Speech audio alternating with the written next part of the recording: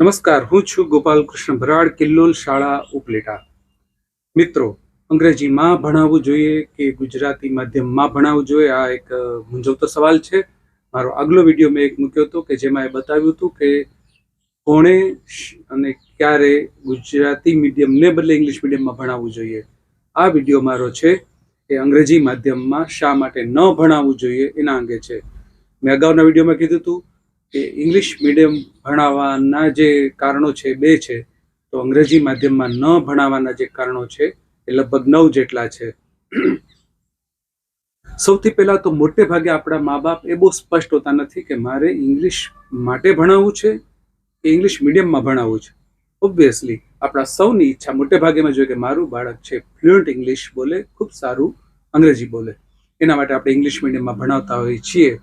પરંતુ મિત્રો, વાસ્તવિકતા એ છે કે KG થી લઈને 8 ધોરણ એટલે કે 10 વર્ષ સુધી ઇંગ્લિશમાં ભણેલું બાળક હોવા છતાં એ લોકો ફ્લુઅન્ટ ઇંગ્લિશ બોલવામાં મોટાભાગના બાળકો નિષ્ફળ જાય છે. અંગ્રેજી મીડિયમમાં ન ભણાવવાનું બીજું જે કારણ છે એ છે કે મોટાભાગની શાળાઓમાં હિન્દીમાં ભણાવે છે. ત્રીજું કારણ એ છે કે મોટાભાગની શાળામાં ડબલ ફી લેવાય છે ઇંગ્લિશ મીડિયમમાં.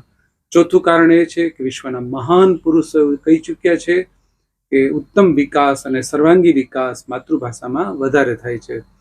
પાંચમું જે કારણ છે કે આપણે લોકો જો કેળવણીનું મહત્વ ધરાવતા હોઈએ વિદ્યાર્થી જીવનમાં, તો એ કેળવણી જે કરી શકે છે એવી અનેકવિધ પ્રકારની પ્રાર્થનાઓ, ગીતો, જોડકણાઓ, પ્રેરક પ્રસંગો અને વાર્તાઓ આ ગુજરાતી માધ્યમમાં જેટલા અસરકારક થઈ શકે એ ઇંગ્લિશ મીડિયમમાં થઈ શકતા નથી. ત્યાર પછીનો જે મુદ્દો છે છઠ્ઠો, કે વિદ્યાર્થીઓ અને માતા પિતાઓ બંને એક પ્રકારની ગુરુતા ગ્રંથિથી પીડાય છે. ત્યાર પછીનો જે મુદ્દો છે આઠમો, કે મોટાભાગના માતા પિતાને ડર છે કે મારું બાળક પાછું રહી જશે, જો ઇંગ્લિશ મીડિયમમાં નહીં ભણે તો પાછળ રહી જશે. આ બિલકુલ ખોટો ડર છે. ભાષા ગમે ત્યારે શીખી શકાય છે.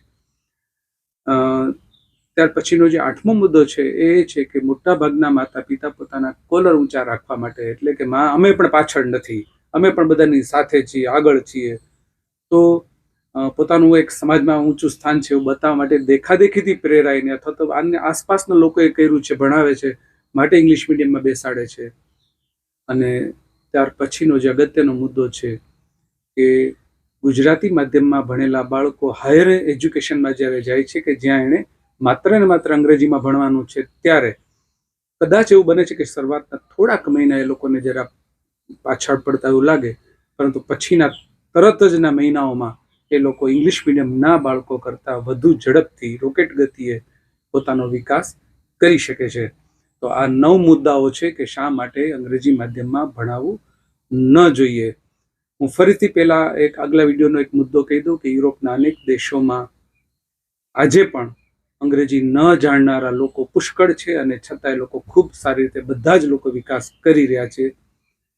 હવે વિચારવાનું આપણે સૌએ છે કે આપણા સંતાનનું ભલું આપણે શેમાં ઈચ્છીએ છીએ.